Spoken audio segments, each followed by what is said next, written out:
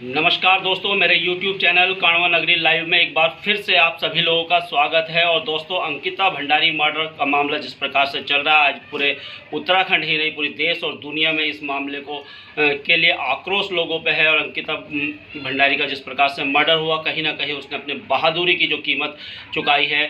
अब धीरे धीरे जैसे जैसे आक्रोश लोगों में फैलता जा रहा है, आक्रोश आप देख ही रहे हैं, पूरा पहाड़ कहीं ना कहीं आक्रोशित है। और कल कोटद्वार में भी बाजार बंद कराया गया था उत्तराखंड क्रांति दल के द्वारा।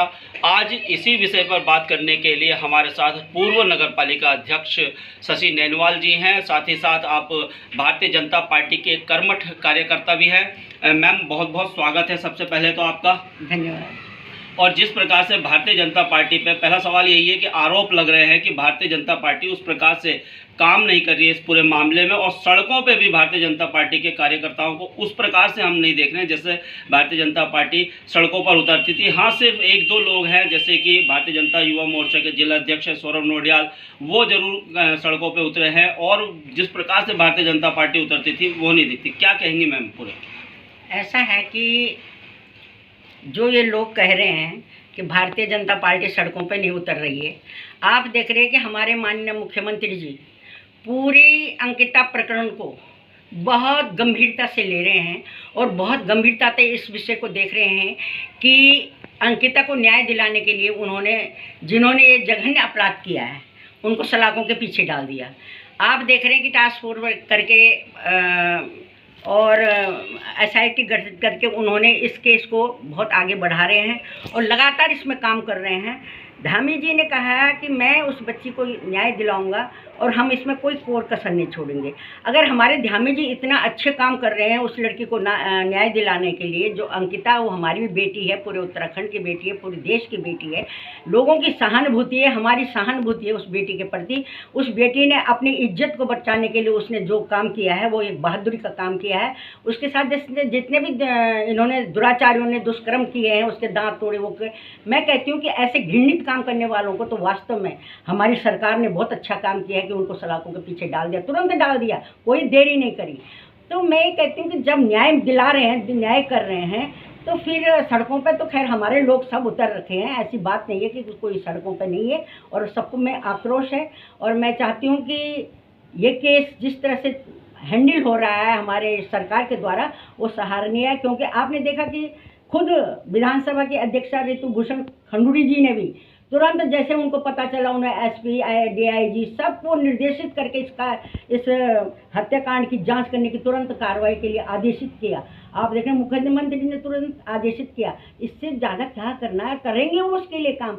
आप ये देखें कि यहाँ पे दुगड्डे में रचना है, आज जैसे कि हरीश रावत जी, मेहरा जी, पता नहीं ये सारे कांग्रेस के नेता वहाँ जाके घड़ियाली आंसू बहा रहे हैं कि रचना के पिताजी के पास जाके कि सरकार काम नहीं कर रही है, नहीं हो रहा, वो नहीं। मैं उनसे पूछना चाहती हूँ कि जब रचना हत्याकांड दुगड्डा की रचना थी, हत्याकांड हुआ था और मुख्यमंत्री जी थे हरीश रावत जी, तो इन्होंने कौन सा वहाँ पे उस बेचारी को न्याय दिलाया? आज ये अंकिता के लिए रो रहे हैं, वो भी तो ये उत्तराखंड की बेटी थी। आज दिन तक उस हत्याकांड का खुलासा नहीं हुआ। जो ये क्या कहते हैं यहाँ पे कांग्रेसी जो ये छोटे भैया हैं, ये ऋतु भूषण खंडूड़ी का पुतला जला रहे हैं कि ये मतलब अंकिता हत्याकांड के लिए कि इस तरह से काम कर रहे हैं। तो ये छोटे भैया तब कहाँ गए थे चिल्लाने के लिए? क्यों नहीं चीखे तभी जोर जोर से कि रचना को न्याय मिलना चाहिए? लेकिन आज दिन तक रचना की फाइल जो कि तुम बंद हो गई है, कोई काम नहीं हुआ। तो हम माननीय मुख्यमंत्री, पूर्व मुख्यमंत्री हरीश रावत जी से भी हमारा सवाल या निशान है कि तब क्या वो बेटी नहीं थी? अंकिता के लिए तो पूरे लोग खड़े हो रहे हैं ना, हमारी सरकार पूरी काम कर रही है। तो ये बताइए, जिस तरह से पुतला फूंक रहे हैं, यही हो रहा है मैडम। जैसे आप कह रहे हैं कि रचना के लिए नहीं हुआ, उस समय कांग्रेस की सरकार थी तो आप विरोध कर रहे थे, अब आपकी सरकार है तो कांग्रेस ही विरोध कर रहे हैं। तो हमारी सरकार ने तो दिखा दिया ना कि उनको सलाखों के अंदर डाल दिया। कौन से मुख्यमंत्री हरीश रावत जी ने जब पूर्व में थे तो उन्होंने उनको सलाखों के अंदर डाला, या उनको कोई काम उन्होंने कोई तुरंत इस पर कार्रवाई की? कहाँ पे कार्रवाई? आप तो पत्रकार हैं, आप तो देख रहे हैं कि उस टाइम का जो ये रचना हत्याकांड था, उस टाइम पे ये मुख्यमंत्री जी ने क्यों नहीं कार्रवाई की? काम करने तो कार्रवाई तो उन्होंने कहा, जनता तो आवाज़ उठा सकती है, कार्रवाई तो इनका काम है ना। तो तब कोई कार्रवाई नहीं हुई, उस बेचारी की फाइल दबी की दबी रही, उसके माँ बापों को कोई इंसाफ नहीं मिला। तो मैं ये हरीश रावत जी का कोई राइट नहीं बनता कि हमारी सरकार पर उंगली उठाए। अच्छा मैम, जैसे आपकी सरकार आप कह रही कि काम कर रहे हैं, वहाँ की जो विधायिका है यमकेश्वर की, जहाँ की वो बेटी है रेणु बिज जी, उन पे आरोप लग रहे हैं, और आरोप शायद सही भी है। जिस प्रकार से वो रात को 3 बजे जाती है, सिर्फ और सिर्फ वो रिजॉर्ट में अंकिता भंडारी के कमरे को वो ध्वस्त करती है, तो कहीं ना कहीं कहा जा रहा है कि साक्ष्य छुपाने का काम उन्होंने किया। इस पे आपका क्या कहना है? देखिए, अभी तो हम भी पढ़ रहे हैं, सुन रहे हैं। अगर वास्तव में अगर रेणु बिष्ट जी ने ऐसा किया होगा, कोई साक्ष्य छुपाने का काम किया होगा या उसमें वो इन्वॉल्व होंगी, तो हमारी सरकार ऐसी है कि वो किसी भी नेता को नहीं छोड़ेगी। वो न्याय करेगी अंकिता के साथ में। अगर उन्होंने पहले तो नहीं किया है, ऐसा मैं जहाँ तक सोचती हूँ, अगर किया होगा तो भारतीय जनता पार्टी का चाहे कोई कितना भी बड़ा नेता होगा, हमारी सरकार उस पर कार्रवाई करेगी। अच्छा मैम, बात करें अभी कांग्रेस ने एक और पुतला फूका है, और उनका कहना है कि जो रेणु बिज जो विधानसभा की जो अध्यक्ष हैं, उन्होंने जो नियुक्तियां की हैं वहाँ पर, जो 4-5 जो नियुक्तियां पूरा सोशल मीडिया में चल रहा है, उसमें कहा जा रहा है कि उत्तराखंड के लोगों को तो उन्होंने लगाया नहीं और दिल्ली और बिहार के लोगों को लगाया है। इस पर क्या आपका कहना है? देखिए, उत्तराखंड के लोगों को क्यों नहीं लगाया? यहाँ पे मनीराम जी हैं, छपलाल जी हैं, बहुत सारे लोग हैं। और मैं ये कहती हूँ कि ये रितु खंडूरे का राइट है। देखो, पूरे देश को IAS लोग चलाते हैं, उनके बिगड़ नहीं चलता। अगर अनुभवी हैं, जो नए नए लगेंगे, उनको इतना अनुभव वो सीखने से सीखेंगे। जो अनुभवी लोग उन्होंने लगाए हैं, तो उनको ज़रूरत है, क्योंकि उत्तराखंड को चलाना है। और यहाँ पे हमारे ऐसी बात नहीं कि हमारे अनुभवी लोग नहीं हैं, लेकिन जो पहले से कार्य करते आ रहे हैं, विधानसभा में, लोकसभा में, कहीं भी देखिए आप, ट्रांसफ़र यहाँ से वहाँ होता है IAS का, वो कुछ सारे देश चलाते हैं। तो अगर उन्होंने किया तो उनका राइट है ये, इसमें इनको बोलने की। जैसे कि ये कांग्रेसी, ये बरसाती मेंढक जो टर टर टर टर करके चिल्ला रहे थे और कह रहे थे कि रितु खंडूर का हम विधानसभा के अंदर नहीं घुसने देंगे। अगर इन्होंने माँ का दूध पिया है तो दिखाए कि कैसे नहीं घुसने देते। हम भी देखते हैं इस तरह का इनका आचरण है। इनको पहले राजनीति सीखनी चाहिए कि हम कौन सी भाषा किसके लिए बोलनी है। विधानसभा अध्यक्ष इतना अच्छा काम करे उत्तराखंड, आज जिले की भी बात हमारी चर्चाओं में है, क्या काम नहीं कर रही वो।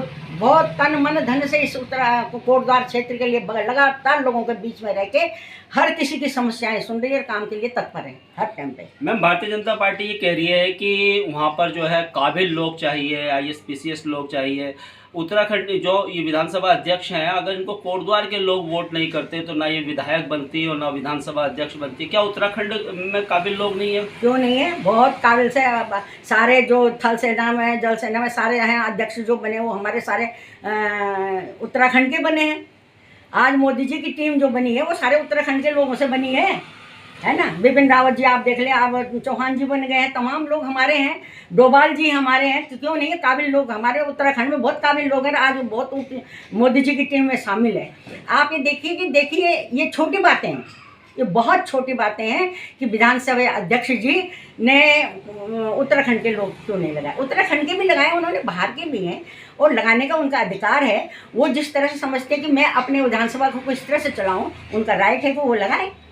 तो ऐसा है कि ये इनकी ओछी राजनीति है कांग्रेस की, और ख़ास करके इन लोगों की जो मैं देख रही थी आपके YouTube चैनल पे, जो बहुत चिल्ला के बोल रहे थे, और जिस तरह से उन्होंने नियुक्तियों को रद्द किया है जो गलत था, तो गलत को उन्होंने गलत कहा, सही को उन्होंने सही कहा। इसको भी कांग्रेस पचा नहीं पा रही है। अच्छा मैम, आप कह रही है कि अच्छा काम कर रही है, 7 महीने का समय हो गया है। अभी पुल की आप बात करें, पुल को 1 महीने से ज़्यादा का समय हुआ। मैम ने कहा था कि 1 महीने में ये कार्य हो जाएगा। कितनी परेशानियाँ वहाँ पर लोगों को हो रही है, कब ये पुल कोटद्वार वासियों को फिर से मिलेगा? देखिए, ऐसा है, कोई भी काम करने में टाइम लगता है। 1 महीना उन्होंने कहा होगा तो 1.5 महीने भी लग सकता है, क्योंकि काम करने का, जब काम हम अपने मकान को अभी कहीं पे तोड़ते हैं, बोलते हैं, तो उसमें हम 5 दिन में नहीं, पूरा महीना, पूरा 2 महीने लग जाता है, साल भी लग जाते हैं। लेकिन ऐसा नहीं है, वहाँ पे कम समय लगेगा। परेशानियाँ हर किसी को होंगी। देखो जी, जब काम होगा तो परेशानी भी पब्लिक को ही उठानी पड़ेगी, क्योंकि एक तरफ तो चाहते हैं कि हमें पुल चाहिए, अच्छा चाहिए, सबको चाहिए, कोटद्वार के लोगों को चाहिए। अब वहाँ पे जैसी बातें आती है, खनन की बात आती है। अब कह रहे हैं कि ऋतु भूषण खंडूरी जी ने खनन माफियों को सह दे रखे। उन्होंने तो आते ही अपने उसमें कार्यकाल में, जैसे वो यहाँ कोटद्वार की विधायिका चुनी गई, तुरंत खनन माफियों पर उन्होंने रोक लगाई। आपको तो पता है कि उन्होंने रोक लगाई। अब वो पुल पहले से ही जर्जर हो रखा है, टूट रखा है, तो उसको बनाने के लिए उस समय भी आपकी सरकार थी जी, हमारी सरकार थी। किन कारणवश उस टाइम इतनी आवाज़ नहीं उठी। शायद अब पुल टूट गया तो अब मैडम को भी लग रहा होगा कि जनता आक्रोशित है, इस कारण शायद खनन पे भी काम हो रहा है। देखो, उस टाइम पे लोगों ने कोई आवाज़ नहीं उठी। अब आवाज़ उठी कि पुल टूट रहा है, तो उन्होंने तुरंत उसका निरीक्षण किया। ये आपने भी देखा है और हमने भी देखा है। तुरंत निरीक्षण करके उन्होंने अपने अधिकारियों को आदेशित किया कि इसको 1 महीने के अंदर इसको तैयार करो। वो हो रहा है, थोड़ा टाइम लग जाएगा, जनता को परेशानी होती है। हम भी कल शादी में गए तो दूसरे रूट से, बेल रोड से गए तो परेशानी तो होती है, जहाँ हमने जल्दी चले जाना था वहाँ देर में गए, लेकिन थोड़ा हमें सब्र तो करना पड़ेगा, क्योंकि पुल को बनने में अगर 1 महीने का टाइम है तो 1.5 महीने भी लग सकता है। तो मैम, अगर और बहुत सारी समस्याओं की बात की जाए तो देखिए, बेस हॉस्पिटल में डॉक्टर नहीं है, रोडवेज बस अड्डा नहीं है, रोज़गार के कोई साधन यहाँ पर नहीं है, सड़कों की हालत आप देख ही रही हैं, आप खुद आम पड़ाव क्षेत्र में रहती हैं।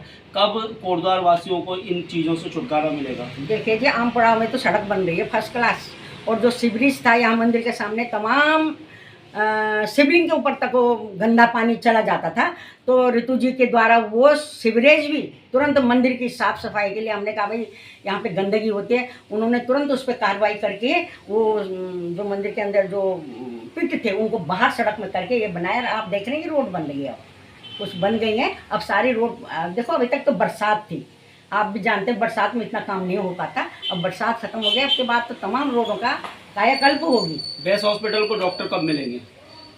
अब ये तो थोड़ा सा हमें भी उनसे पूछना पड़ेगा कि कब मिलेंगे, हम भी जोर लगाएंगे, क्योंकि यहाँ की जनता की सुविधा के लिए ज़रूर डॉक्टरों की आवश्यकता है, और उनको पूछेंगे कि भाई जल्दी से जल्दी इनको भी बेस हॉस्पिटल में डॉक्टर होने चाहिए। तो दोस्तों, ये थी शशि नैनवाल जी, जो कि पूर्व में नगर पालिका अध्यक्ष रह चुकी हैं और अपनी बेबाक टिप्पणी के लिए जानी जाती हैं, और धरातल पर है